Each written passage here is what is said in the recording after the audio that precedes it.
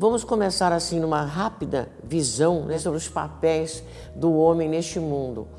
Porque nós aprendemos em aula passada, em encontros passados, que o homem tem que saber primeiro quem ele é, ter a sua identidade como filho de Deus. Ele nasceu, vamos dizer assim, de um Deus todo-poderoso, da vontade de um Deus poderoso, um triuno Deus, e ele foi dada a ele a função, vamos dizer assim, o trabalho de constituir uma família, gerando filhos para Deus, para louvar o nome do Senhor, e ele próprio louvar a Deus pela sua família e viver neste mundo que não é dele.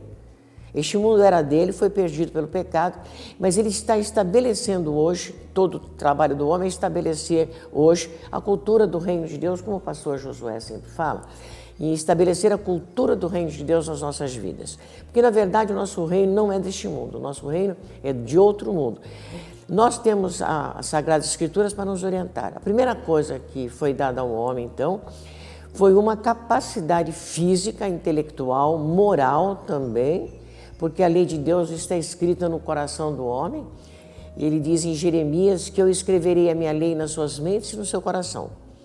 Então o homem é todo equipado para fazer com que o trabalho dele, para o qual ele foi designado, seja cumprido de acordo com as estritas e estreitas ordens de Deus, profundamente encharcadas com as bênçãos que Deus vai dar para ele no decorrer da sua vida.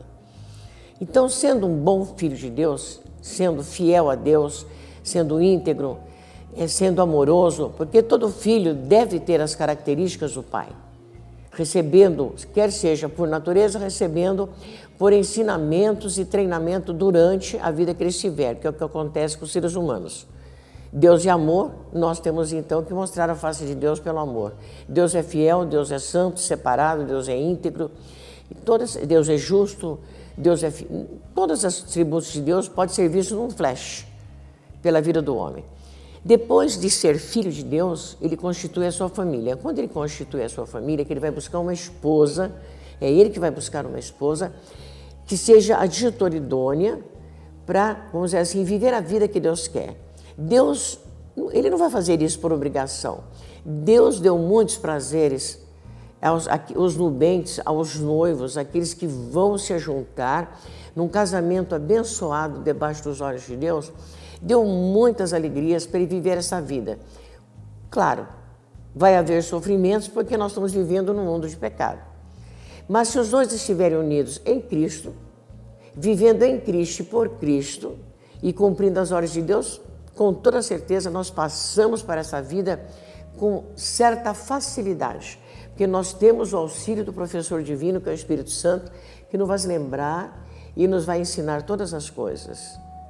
Muito bem, então ele vai ser marido. Quando ele é marido, gente, vocês não podem imaginar a responsabilidade de um homem. A mulher não tem consciência do que é um homem na vida dela. A mulher ainda não tem consciência do trabalho que um homem tem dentro de casa e a responsabilidade diante de Deus. Nós estamos falando de um homem que é, vamos dizer assim, linkado, vamos dizer assim, com Deus. Posso falar assim, será? Será que eu podia fazer? Ligado, conectado, imantado pelos valores do reino. Vocês não podem imaginar a responsabilidade que ele seja. Por isso que, por exemplo, eu que experimentei uma viuvez precoce, eu experimentei na própria carne a responsabilidade de ser pai.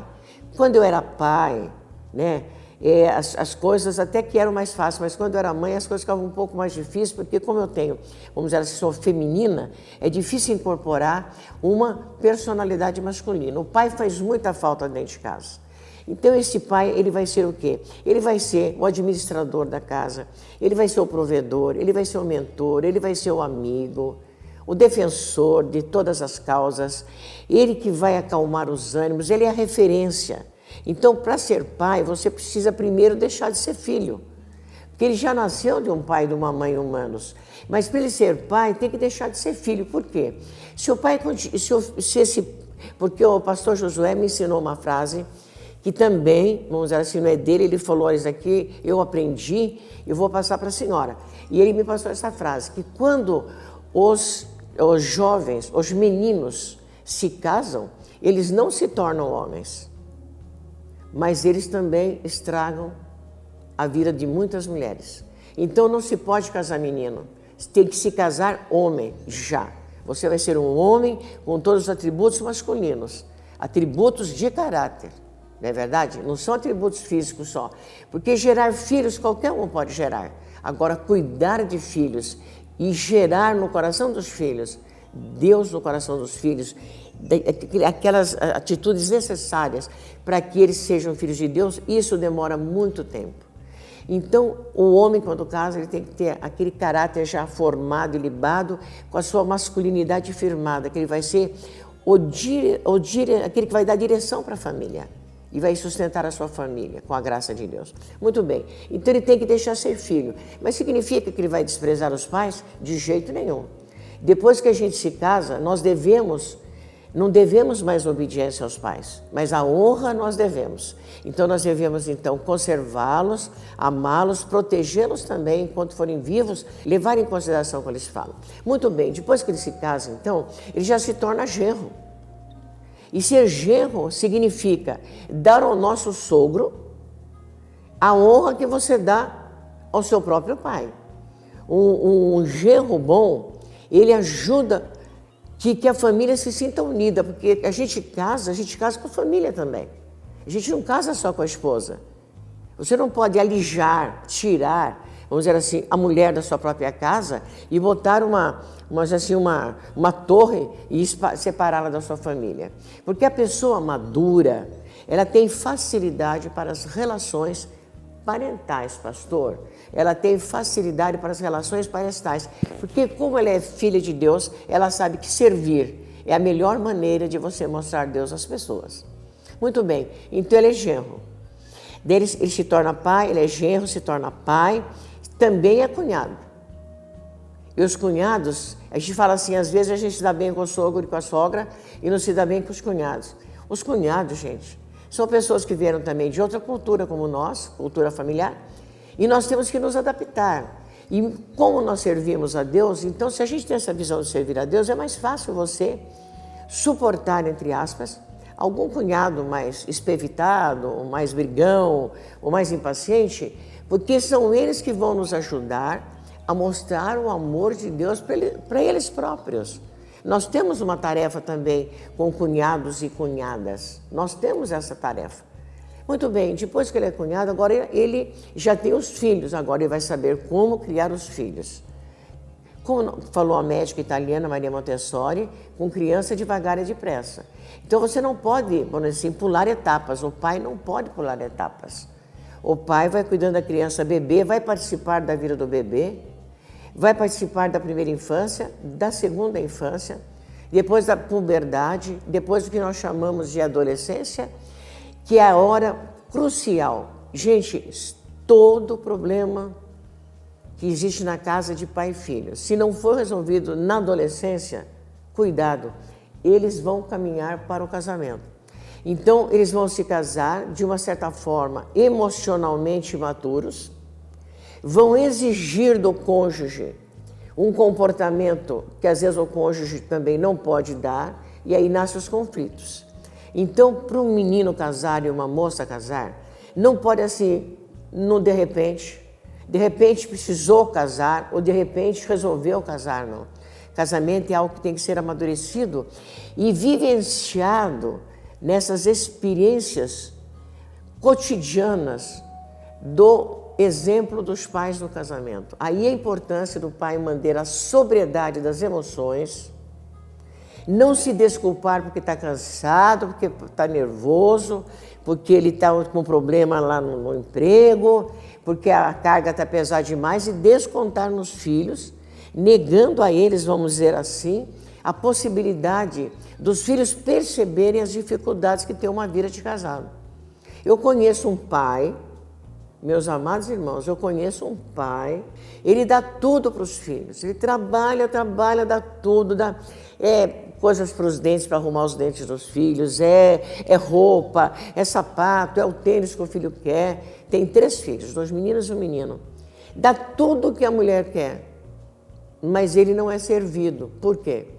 Porque nem sempre o que a gente faz para dar, Dar significa que está correto. Você não pode acalmar, o homem não pode acalmar a sua consciência apenas dando. Eu cheguei a dizer para eles o seguinte, para esse rapaz, isso não é bondade, é fraqueza. Então, mas os meus filhos querem, as meninas precisam de uma roupa nova, precisam de um sapato novo para uma festa. Eu falei, não. Os pais têm que ensinar os filhos a sofrerem a escassez, não a pobreza. A escassez na geladeira, dentro dos armários, dentro do guarda-roupa, de roupas, em todo lugar. A escassez do dinheiro, filho não tem que ter mesada. Os pais têm que saber que filhos não podem ter mesada. Os filhos podem fazer pequenos serviços para garantir, vamos dizer de uma certa forma, a oportunidade de servir, não de ser servido. As crianças têm que aprender desde cedo a servir aos pais, para depois poderem servir as pessoas. Senão não há possibilidade de mais tarde servir as pessoas. Existem filhos de pais cristãos que quando entra o vô ou a avó no ambiente em que os pais estão, eles não se levantam nem para cumprimentar o avô e a avó, porque eles não estão acostumados a servirem os outros. Oferecer uma cadeira para os mais velhos, colocar um prato do avô que terminou de comer na pia, acompanhar o avô ou a avó até a porta, cumprimentar os amigos do pai e os amigos da mãe, estar de postos, mamãe, se ela precisar de alguma coisa, a senhora me chama. Os filhos não estão aprendendo a servir. Então, os nossos filhos não podem ser mimados, porque mimar é uma forma de odiar. Os nossos filhos têm que ser ensinados para servir os outros, e eles aprendem isso dentro da casa. E principalmente no papel da mulher, que vocês vão ver no outro dia, quando a gente estiver falando sobre a mulher. Então, o ser pai é essa. Daí ele vai ser avô. Então tem uma frase muito interessante, popular, que diz assim, que filho de vó não presta, porque os avós dão muitos mimos para as crianças. É verdade, porque eu tenho experimentado isso na minha vida. O pastor José também é vovô, apesar que ele fica bastante tempo fora no seu trabalho, mas quando ele chega em casa, provavelmente a criançada o vê como vovô. Mas eu vou dizer uma coisa para vocês, minha querida, não estou discutindo aqui o relacionamento dele com os netos, mas estou dizendo, às vezes tem avós que moram longe, que trabalham ainda bastante. Então acontece o seguinte, os netos têm que ser, sim, mimados pelos avós no sentido de não que eles serem mimados no sentido do carinho ser sempre dado para eles, da atenção nos momentos que eles nos visitam serem dados para eles. Mas não significa que eu tenho que tomar também a responsabilidade de cuidar de netos quando os filhos não se planejaram para ter filhos, não planejaram dívidas, porque hoje é uma grande exploração dos idosos, nesse sentido de que a gente, vamos dizer assim, sendo vô e vó, pode ficar com a criança porque não tem mais nada que fazer, mas a gente não tem mais paciência, nem tolerância, nem força, nem coragem para cuidar com essa avalanche de energia que tem um bebê. O bebê, ele deixa qualquer mãe nova doente de tanto trabalhar, porque é cuidado 24 horas. Assim também as criancinhas que estão aprendendo a andar, que estão aprendendo a falar, que quer saber de tudo, tem uma energia fenomenal. Então, o avô, ele tem que ser, sim, um bom avô, mas ele tem que ter limites.